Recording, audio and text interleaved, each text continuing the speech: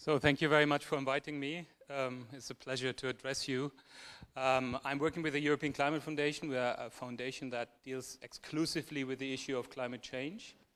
And the way we do this is not by financing example projects or financing education. We do finance political processes. We want political change because we believe that this is the biggest lever, the biggest possibility for us to actually do something about the problem. We're funded by 7 foundations, and basically they give me the task: you reduce CO2 emissions, point. Do whatever you want, as long as it's ethical. And I'll give you a little bit of an idea of our work, but very much in relationship to communications and participation, because both things actually increasingly for us become very, very important. Now, let me just say one word about climate change. I mean, a person like me who hears and talks and works about this for probably 20 years by now, you sometimes have that tendency to hope it's not so bad. My kids are 5 and 4, so 4 and 6 actually, just a birthday. So I don't want to believe it. If deep inside me, you know, I'm just growing up children. I don't want them to see that disaster. On the other hand, what I'm hearing from science today is worse than anything I have ever said as an environmentalist in my previous life. Just look at that chart. I think it says it all. I just took one out. This is what the International Panel for Climate Change, the UN panel, has predicted how fast the Arctic will melt, and the red is the reality. The warnings from science are actually seriously worse than I have ever predicted when I was an environmentalist. I just brought the picture because I like it. This is from an action we did in 2000 at the climate conference in The Hague, where the Kyoto Call was to be decided. And we built a dike around the conference building with about 3,000 people who all represented their environmental organizations from around Europe and the rest of the world. A very impressive action. Is something to learn actually from communication point. Very important. You never know what the newspapers will write about you, so make sure your message is here. My team spent 3 days to create that big banner. But what I wanted to say is, at that time, our warnings, our predictions were considered to be scaremongering and really over the top. We predicted it much less worse than it actually happening and what science tells us. This was, by the way, Jacques Chirac, who took one of the sandbags on the podium. It was the first time he ever recognized publicly that climate change is a problem for Europe and we need to do something about it. As you might remember, 2000, the climate conference failed, so within half a year it was repeated in Bonn, 2001, and we had to do another action. We built that 15-meter-long lifeboat out of messages from people around Europe and actually brought that into the conference center. But I won't go back into my past too much. Just these pictures are good memories. Now, what are the prerequisites if you are working like me and you want to get the climate agenda forward? The number one, of course, is get the facts right. Make sure people actually really understand the facts. And we do have a growing tendency, also in Germany, of so-called climate skeptics getting strong. How do we respond to that? That is really not an easy task. So first of all, of course, I think you need to show who the climate skeptics are. It was about 1.5 years ago, we found out that the climate skeptics community would publish a list of more than 700 articles, peer-reviewed articles, so-called scientific articles, which all were showing that climate change actually doesn't happen or is largely exaggerated. By that time, we had our media unit running up well.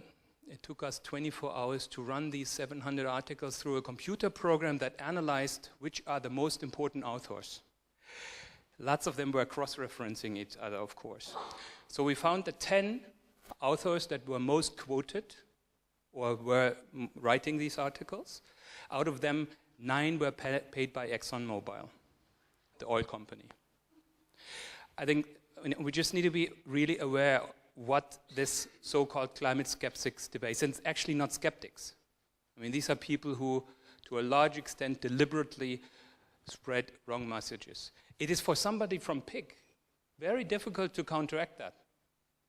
It's always interesting for any journalist to say that's what PIG's saying and that's what the other side is saying. And then they are coming on the same level. 10,000 scientists, all professors who have worked their life on the issue. And here comes a handful of people. Most of them are not climatologists. Yeah? Some of them actually have been very active 15 years ago when it was the tobacco industry trying to prove that tobacco smoking doesn't create cancer. The same people. Okay, but that's so that's number one. You know, you got to get the facts right, and you need to be able to counteract that in a clever way. We also do this simply by providing facts. 2 web pages might interest you: the Klimafakten.de and the carbonbrief.org, which are providing journalists and the interested public with I think, a very good set of facts. And the other thing also is, we are very seriously thinking about improving the capability of the science community, the climate science community, to actually communicate their message. And I'm learning that from some of our professionals. That is really a question of knowing what you do. It's not just about having the right facts. You need to know how you do that. Yeah, that's actually Carbon Brief, and that's the blog where it's actually 900 papers you can see here. And that's where you can find the information if you're interested to read that. I think another prerequisite is, if we have that scary message of climate change, we need to make people understand that we can actually solve the problem. And I think that is another very important part which we as a foundation have dealt with. Now, who is going to be the messenger of that? The Öko Institute in Germany? I think they're probably the most knowledgeable, but are they the right messenger to say that? So what we did, actually, we asked McKinsey, who was very expensive, one of these big consultant companies that normally works for big industry, to look into the issue for us. And they did a big project where they looked at all the options of fighting climate change that are on the table in the moment. Better insulation in houses, more efficient cars, renewable energies, all the different options, different forms of agriculture. And we asked them to list them all up so that they come to a total amount of gigatons of reduction on the global level that would actually help us to stay below 2 degrees. The interesting outcome of that is that all these measures you can group in 3 groups. One group is cost negative. That's actually about 1/3 of all activities, which means you build a more efficient car, costs you 1,000 euros more, but through the lifetime of the car, you save about 2,000 or 3,000 euros in gasoline. And that's true for a lot more measures than we actually think. Then you have a middle ground. Lots of the agriculture and forest issues are costing a little bit, but actually very little in comparison to the damage you prevent. And then there are more expensive options. Nuclear is one of the very expensive options, which we also don't think is a really clever one. But also coal and CCS, the carbon capture and storage, would be the more expensive option. PV, photovoltaic, was 3 years ago. It has changed dramatically and is becoming one of the cheap options, so is wind too. But you still have to pay something. In total, we can, I think, justifiably say that we have the technological options fully available to solve the problem. And McKinsey does not anticipate lifestyle changes nor changes in the general economic system, which I think, if we would do them, could also still help fight climate change. So I think the next prerequisite we have to do is we need to show it's possible. We have done another study, and I mentioned that here because it's important for the other example I'm going to bring, is we have asked ourselves, could Europe do an energy system that does not produce any CO2 anymore in 2050? We started that 4 years ago. I would say at that time the vast majority of decision makers would have said, you're crazy, that's not possible. And then we did actually again ask McKinsey, together with a lot of the big energy companies, based on their data, to look at a European energy system that would be almost without CO2, and then based on 40, 60 or 80% renewables, the rest would come from coal plus CCS, carbon capture and storage, or from nuclear. The amazing result of that study was a system that runs with 80% renewables or more is not going to be much more expensive than what we do today. 10%, maybe 15%. It is possible to do it in the same reliable way. Now, I could not believe that myself first either, because I thought a few coal power plants you probably have to have in your back. Because when the wind doesn't blow and the sun doesn't shine, there's such a chaos in the system going up and down, you need that as a buffer. You do not need that if you do it in a clever way. And I'll show you that just on one slide. You can read the publication on roadmap2050.eu. Because it is really interesting that you just have to think in a different way and things become possible. Now this is up here, this 1 year. That's the energy need of Europe throughout the year. Obviously a little bit less in the summer, a bit more in the winter. Electricity need. Now you think up an optimized system where you have a lot of wind, a lot of solar. And the first thing that you find out, which is very interesting, is, of course, more solar in the summer and more wind in the winter. That already buffers against each other very well. If you then go and add hydropower, this one here, which we normally use in Europe constantly. So Norway constantly provides 100% of its electricity through power. If we would use it only when wind and solar is not there, we can fill in the gaps. We don't need the coal power plant to fill in the rest here. We can do that with hydro by doubling, let's say, the hydropower in comparison to what we use it in the summer. If you think it European, if you think it all together, you're ending up with that little bit of extra gas power plants you have to bring in, and here that little bit of storage. There's geothermal down here, and of course, as this is based on our 80% renewable, there's some coal and gas with CCS and nuclear running here on the bottom in Europe. You could replace those two with renewables. It is a possible system. It means a lot of changes, though. And I'll come back to the challenges on the example of the German Energiewende. What are the changes? First of all, in the economic sphere, you have, of course, massive changes. Those who have based their business model on nuclear and coal will lose. Some of the irrational debates we have today are coming from that point. The second is, the preconditions for this, of course, are that you can exchange energy quite quickly through all of Europe. The buffering already happens a lot because when the wind is not blowing in Poland, it might still blow on the Atlantic coast in France.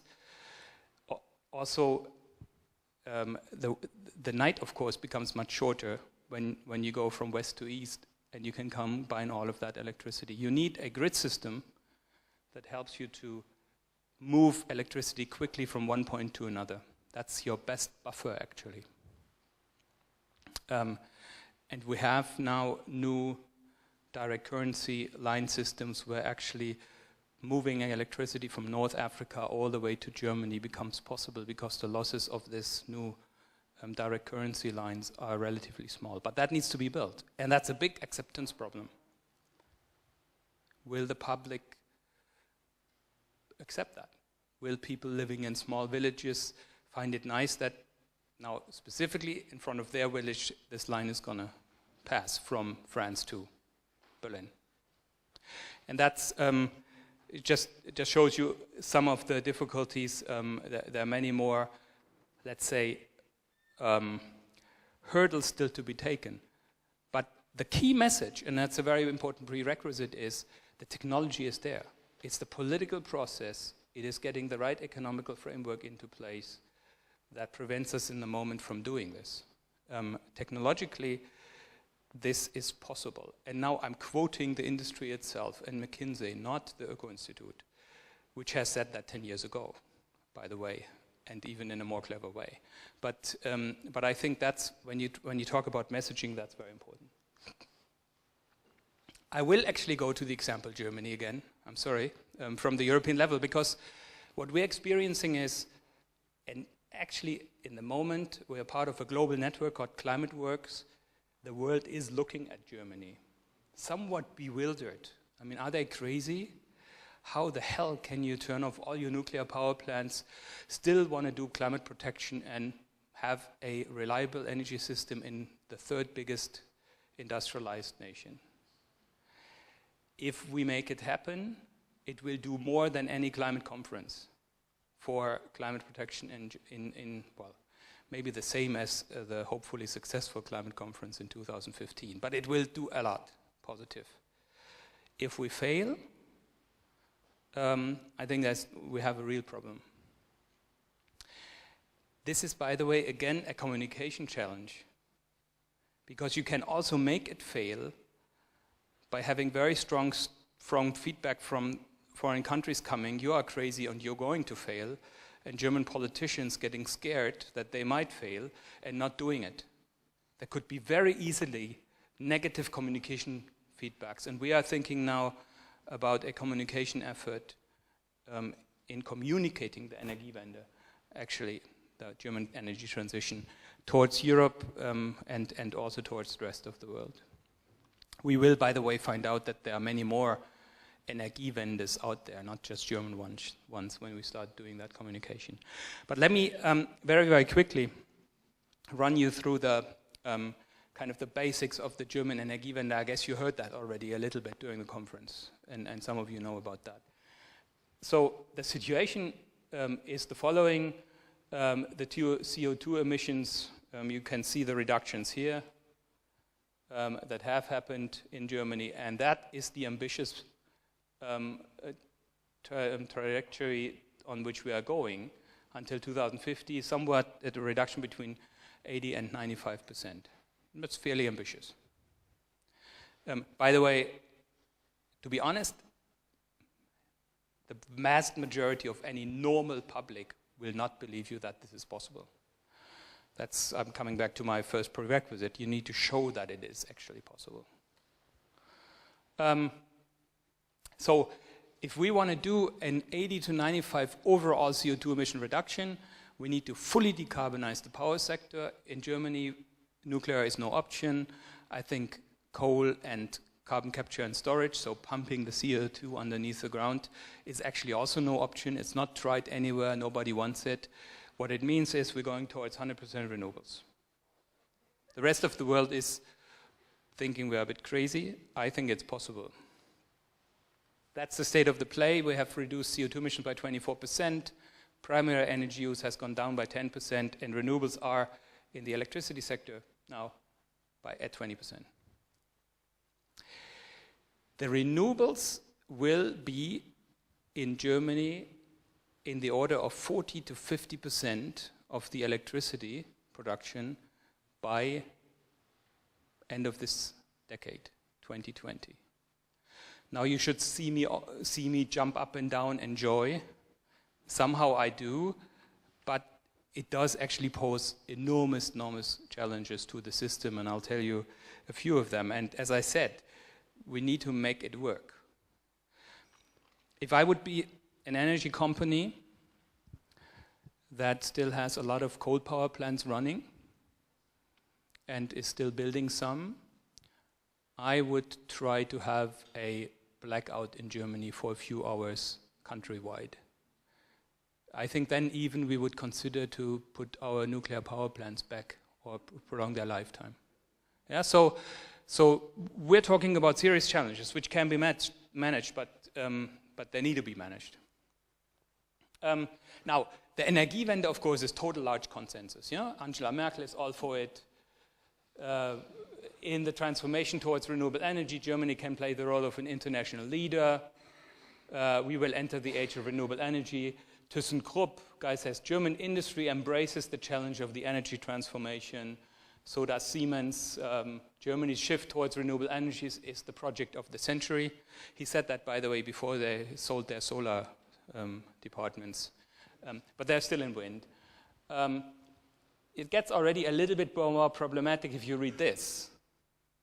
It says we need a good mix between renewable and fossil energies, between decentralized units and big power plants, base load capacity, as well as increased efficiency. Now, I'm happy to discuss that later. That all sounds nice too, very balanced, not as radical, but is partly nonsense. If you're running toward a system that is to the largest part based on wind and solar, the rest has to follow that. And that does not mean we need baseload anymore. We will not need the coal power plant that runs 24 hours a day, every day in the year. We will need very flexible power plants that come in those very few days where wind and solar cannot do it. So that's, communication-wise, I think very interesting, because it's a typical kind of sentence that makes you feel like everybody is for it, but that's explosive, what's said here. So what are the challenges? We're running towards a system with more than 40% solar and wind already at the end of this decade, maybe even 50%. We are building currently only on PV, on solar panels, the equivalent of 7 to 8 nuclear power plants in Germany per year. It's pretty impressive. Also pretty expensive, by the way, for the time being still. Now, what does that mean? Already this year and next year even more, and in 2020 very often, we will have days and hours mostly, where more than the entire electricity we need is coming from solar and wind. Sounds great. But we'll also have this kind of day like today, with little wind, where while we have all of this capacity installed, 10% is going to come from solar and wind, and the rest needs to come from somewhere else. Now, it's pretty difficult to run a nuclear power plant for 3 days per year. It's also not very profitable to run a coal power plant that doesn't run more than 200 days per year, at least the new built one with all the cleaning up technologies behind it. So it is a real system challenge. You can also say, when we have a very sunny, windy day in the summer, we need to throw about half of the energy away in 2020 that we are producing. Where is it going? Where are the buffer capacities? Can I transport it to other parts of the world? Would Norby be willing to be our battery? So they get this extra electricity. They pump water from a lower to a higher lake, or at least, and in their cases, it's dams on the rivers which already exist, so you don't have to do environmental destructions for that. And then they provide us with the electricity when we need it. Is that a possibility? Yes or no? Will we build the lines? Yes or no? So these buffer storage options, unclear. Yeah. There is, in the moment, no incentive to invest in energy production at all. I can't describe you the details, but the fact that so much solar and wind is entering the energy markets is actually bringing the prices down. Because when you have installed your windmill, you would sell your electricity for any price, because it doesn't cost you. You don't do that when you have a gas power plant, because you still need to buy the gas and run the power plant. So the way we establish the price of electricity is actually, with more solar and wind coming into the system, bringing the electricity price down. Great. but there is no business case anymore to build any kind of new power plant. For coal and nuclear, I have no problems. But for the flexible gas power plants, which we will need for the few days when the sun and wind is not shining, that is a problem. And these are completely not profitable because they should only run 10, 20, maybe best 50 days per year. Because the rest we want to do with solar and wind. So that's a huge challenge. Well, the whole support scheme system will have to be overhauled. I'm not going to tell you the details. And of course, the expansion of the grid that I have shown will be a difficult discussion. Now, why am I telling you all these details? Because communication-wise and on participation, this is a problem by itself. I had the luxury of a personal seminar to me and my staff of a whole day to just understand this point. Yeah, and I'm not understanding it yet, at least not the solutions, how to do it better. That's a very new situation for all of civil society. You are for something that you do not fully understand. I think we fully understood how bad nuclear power was, at least most of these civil society organizations, and they were against it, clear cut. Yeah? You are now in a situation where you have to actually learn how to support a transition process that is very complex and not fully understood. Let me just mention one more challenge. In Germany, everybody is for the Energiewende. That's a problem by itself, because there are groups there who have a better business model for themselves when they slow down the Energiewende. Yeah, so if you run a coal power plant and it's becoming less and less profitable because more and more wind and PV is coming into the system, it's not in your interest that that energy transition goes faster. You can make millions and millions of additional profit if you keep it running. There's nothing, I'm not saying that in any way in moralizing now. That's just a fact, and we have to deal with it. But these, as I would call incumbent players, you can see one of them here, will not openly go against the Energiewende. They will make other kinds of proposals, kind of more through the back door. And I find it a difficulty to deal with that. Especially in a situation where we who want the Energiewende don't actually know all the details ourselves. I just told you all the problems. Yeah? So it's very easy to point the finger at problems of the Energiewende. Just an interesting example from the communication point of view, there was lots of newspaper coverage saying, I think it was last winter, that Austria saved the energy system of Germany because we had shut down so much nuclear power plants already, and we needed to import energy from Austria in order to not have our energy system break down. That made it pretty much on the top lines of the newspapers. Fact was that indeed we imported energy from Austria, but for the simple fact because it was cheaper than to start the existing gas power plants of the facilities. They knew that, but they promoted that message very, very strongly in the newspapers because it helped to cause doubt on the Energiewende. So let me come to a few hypotheses on participation and communication on the example of the Energiewende, which we might want to discuss at the remaining time.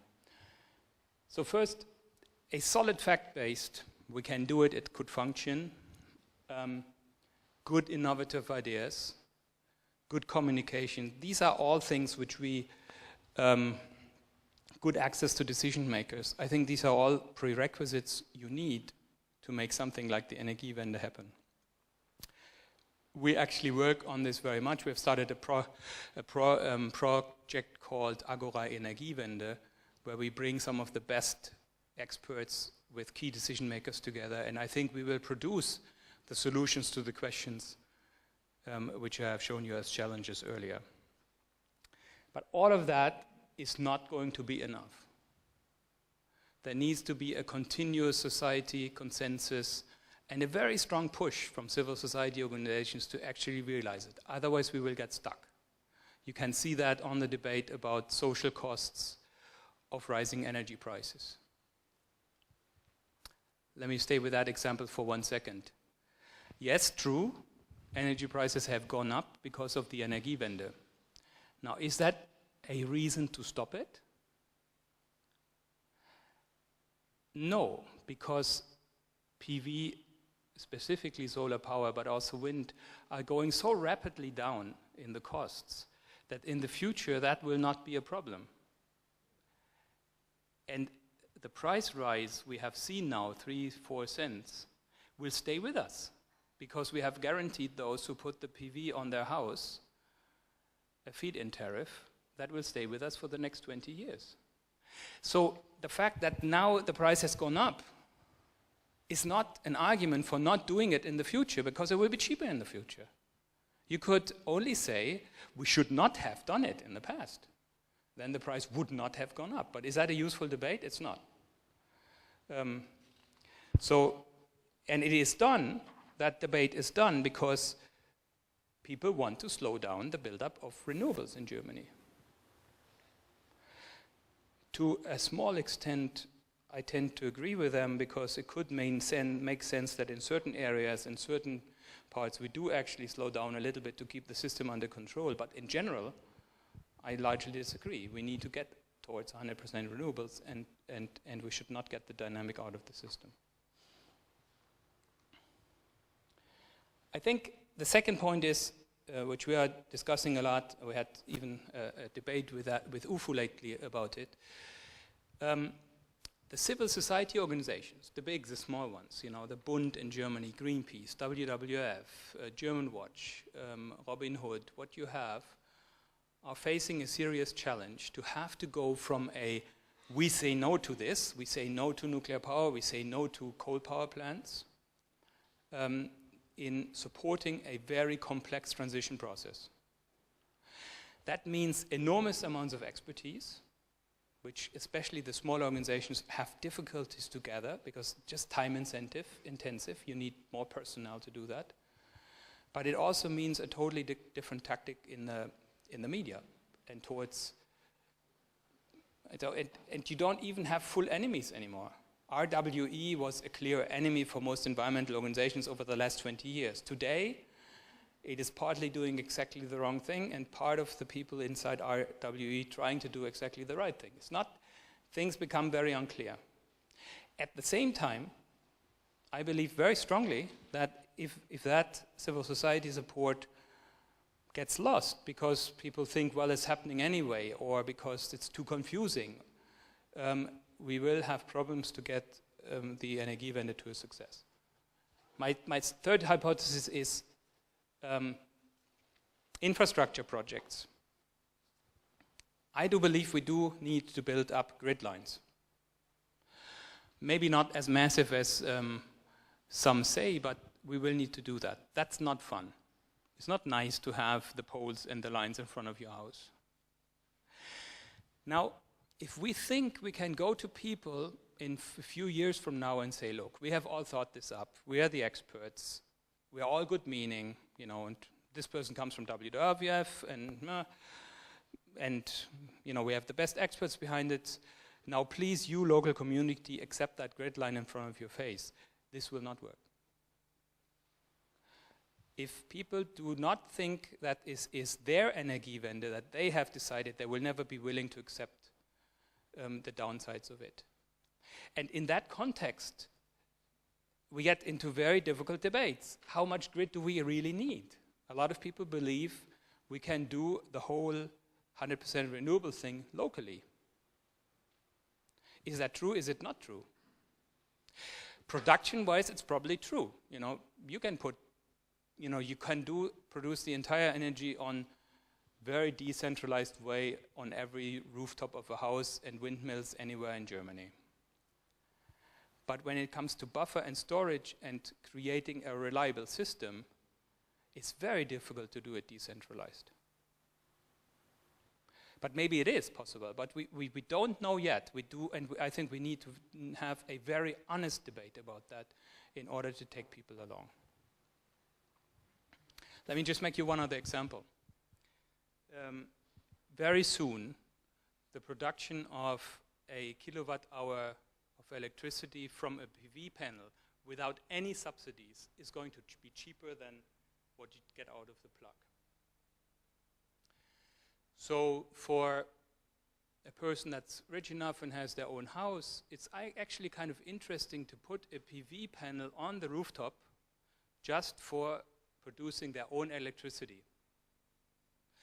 And it is probably soon even profitable to combine that with a battery to some extent. That sounds really great. But if you look at it from a system point of view, how do you stabilize the system? That's not at all great. Because we have in the electricity system, when the sun is shining full power, we have more than enough electricity. We don't know where to get with it. Yeah? Now here comes the private householder and says, oh, I actually produce my electricity cheaper myself. So, and I leave the rest of stabilizing the system to you. But if for 3 days the sun has not shined enough and my battery is empty, of course I want to have cheap electricity out of the plug. That's coming soon. That's a technology development, which is great, by the way. But that needs a lot of reaction, and you need to have people on the local level to think with you and be willing to take responsibility and not just take the profit out of the system. The fact that PV has become so cheap is because Germany invested billions into expensive PV over the last 5 years, and people think we are crazy. It's very expensive, yeah. And if we would have slowed down the putting PVs on the roofs, we would have profited from the cheaper ones that will come out in 2, 3, or 4 years from now. But what we actually did was we created the industrial scale production of PV worldwide that has driven down the price extremely much. I think it is probably the best development aid project Germany ever did. Yeah, because for a small village in India that has never going to have access to the grid, PV is soon becoming so cheap that it can actually start producing its own electricity. It's going to be cheaper to do it with a PV panel than building up a coal power plant. But that was just, as we are constantly in that debate, why did you waste so much money on PV lately?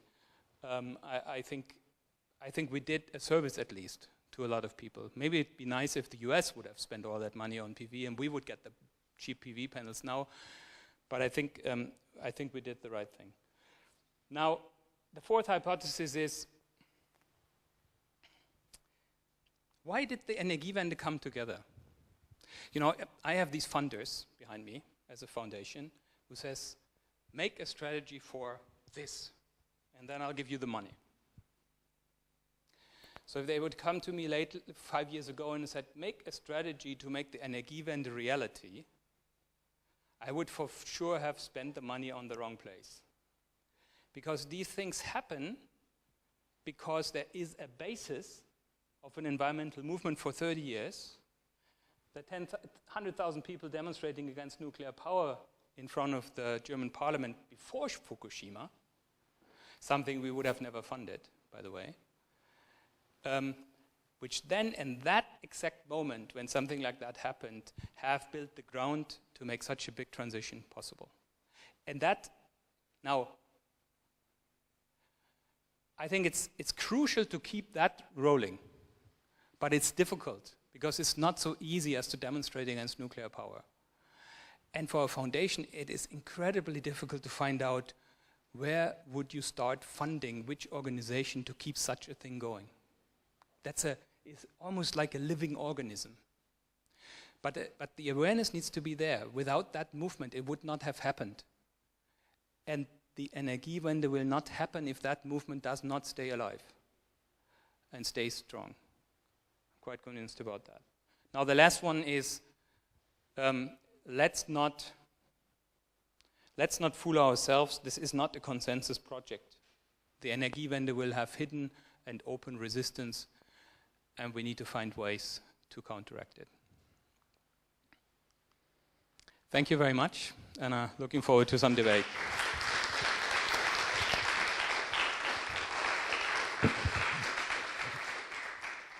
Thank you, Martin Rocholl. So we learned new things and were reminded of some of the things we already knew about the energy transition and participation in this field. Are there any questions or remarks? Everybody tired? Yep. I just have a comment as someone from the United States who's inspired by what Germany does. Instead of hearing the negative feedback loop of you guys are crazy, listen to the rest of us that are out there saying you guys are fantastic and you got to make this happen. And we believe you can do it. So do it for all of us, and we're trying to get our governments to follow you. Thanks. Any more questions, remarks? Janus? I think it would be nice to know, we have had the decentralized gas power plant problem for some years because it doesn't really play ball with the marketing. If you market energy as it has been done, these decentralized plants actually play quite an important role in stabilizing the grid, especially with the incoming, we are at now 30% electricity from wind, and then our stabilizing needs are rising. But the problem is that those who own these decentralized gas power plants, they can't make a profit from it. How are you anticipating to tackle this? Is this a simple subsidy thing, or because they are actually consumer owned, but these consumer bleed because of that prices fluctuate, they are heat and power combined plants, and because of this, sometimes when the electricity is too cheap, the heating bill goes up for no reason at all, even though you save, and it still goes up. So the problem is, what do you suggest to mitigate this? Is there a full nationalization of the power sector, you know, a renationalization? We should go back to consumer ownership, because you and I are the only ones who has the interest of the backup plant. No commercial actor would have that interest in the future. We're talking less than 1,000 running hours a year. What's your proposal? How to go about this? I need to watch out not to go into a completely detailed debate now that leaves all of the rest behind. But I mean, you already set the challenge. You could, of course, go now to a more or less state-controlled energy system, and then you can solve these things relatively quickly. There are disadvantages, of course, to that as well, because you're taking potential innovation and competition out of the system that you want. So the discussions I'm following in the moment are like that. You keep an energy-only market where the price for electricity is paid according to what you can get on the Börse. So if there's lots of electricity in the system, it's zero, and if there's no electricity in the system, you can get a relatively high price. But that will not be enough to make any of these gas power plants profitable. Or you would have to have, during these few hours per year, the price would have to go through the roof, which is also unpayable for the consumer. So what we are talking about in the moment, and there's a huge scientific debate about this, is so-called capacity markets, where somebody, where the government says, I'm going to ask for the guaranteed capacity of so and so much electricity on that day and that hour of this year. And if you guarantee that, you get paid a certain price for that. And that's like an auctioning system then. And then that way, the gas power plant that runs only for a few days, but is the only one that can provide it on exactly that day at that time, is going to become profitable again. But these are very complex systems, because such a capacity system could also simply support existing coal power plants. Yeah, so you have to qualify the capacity mechanism, and there the debate starts. Yeah, then it becomes a really tough debate, and I can see that happening here in Germany right now. It's a very difficult debate because we have different systems set up thought of in UK and Germany and France, and the Commission, the European Commission, is very afraid of this becoming a patchwork that gets completely chaotic. On the other hand, if you prevent these mechanisms to be installed, we do run towards a blackout. You know? And the German government has done some pretty tough measures now. They have a law in place now which prohibits energy companies to close down certain power plants, so we have the reserve, which is a really tough intervention into the market. I have a question concerning your fifth thesis. That means Energiewende provides losers and winners. And what is your estimation about mass media in Germany? Is there, do you know examples for maybe lobby groups? They paid articles in serious media. We saw Spiegel in the former presentation.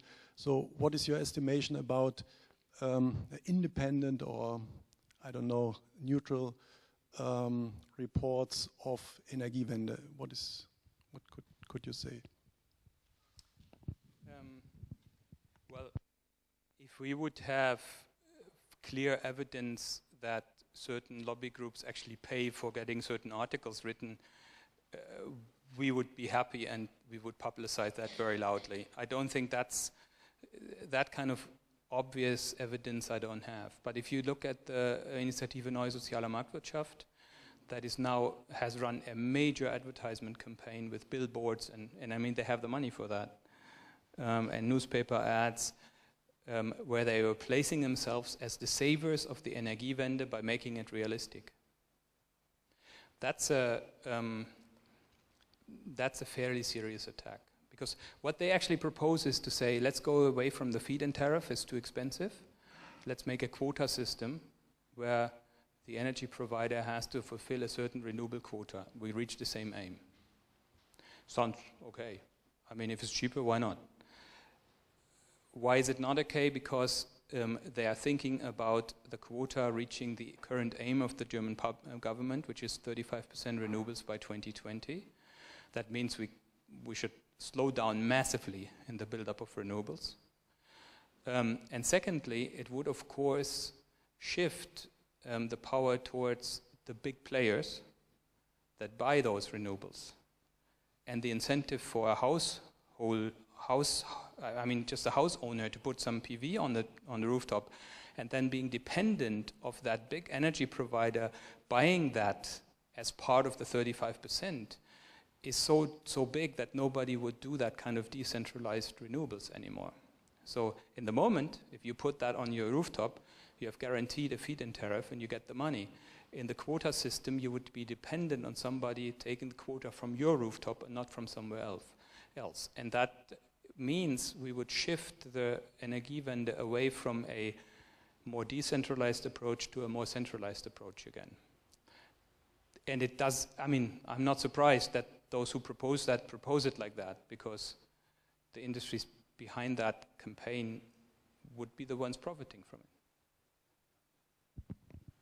So what's the media situation? I don't know. I think we had for the first time climate skeptics coming up in Germany, but we are still relatively fortunate, I think. Even the price debate now has been a fairly balanced debate between the potential real social problems for poor income groups and the fact that there's a lot of exemptions for industry which actually have brought the price up.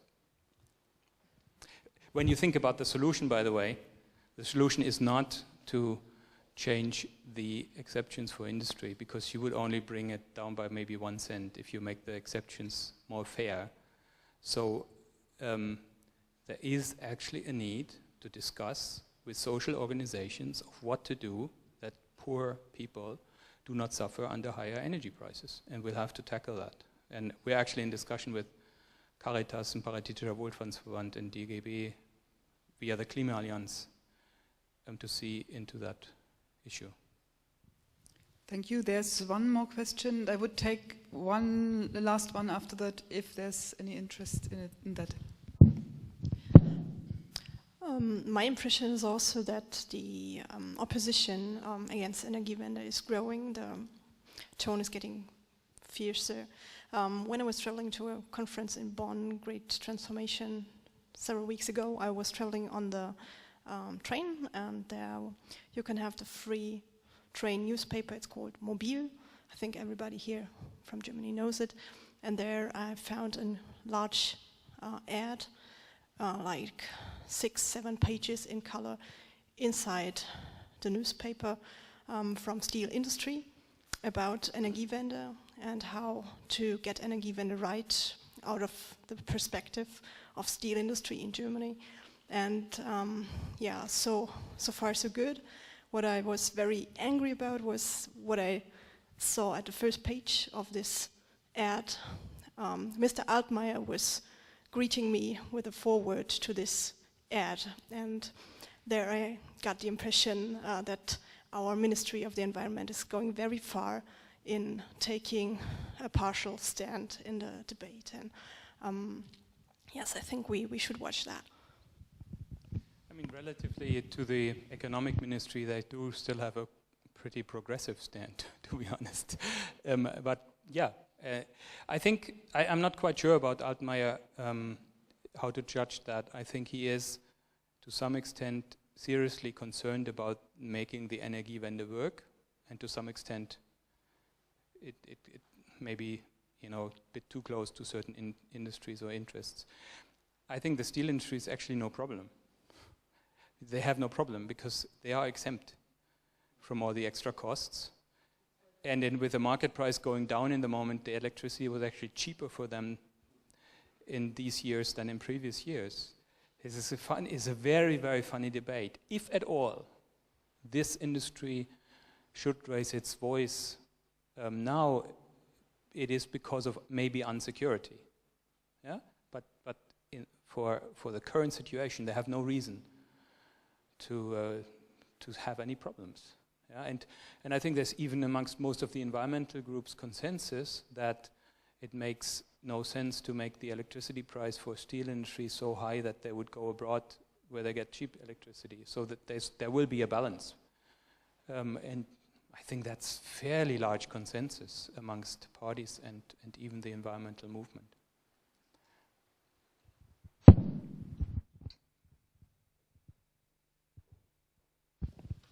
Last question. I had the impression that you are a little bit skeptic about the possibilities to store energy, but you only had this sector of electricity. When we look at storage for transportation, energy storage for transportation or housing, is the fuel cell and hydrogen energy technology an option for you, or how do you judge it? I think it's an option, not in a way that I think it is policy solid, so that a politician would actually believe he or she can base their policies on hydrogen as a buffer option. I think one of the most interesting parts of hydrogen would not be to produce hydrogen from electricity and then burn it again in a fuel cell and make electricity again, because the loss on that chain is relatively high. But when you combine it with the need of transportation to have a fuel with a high density of energy in the car, then it becomes interesting. And if you would think of hydrogen producing gas stations spread over the country that could always start producing hydrogen when there's too much electricity in the system, and then selling that hydrogen stored in a big tank to cars, that combination could be interesting, because they would not only we would not only have an alternative fuel for cars, but we would also have a demand for electricity when we need it, which sounds a bit funny, but you need to create demand when there's too much electricity in the system, otherwise the system gets overly expensive. Okay, thank you, Martin Rocholl. Yeah, you can applaud, of course. Thanks.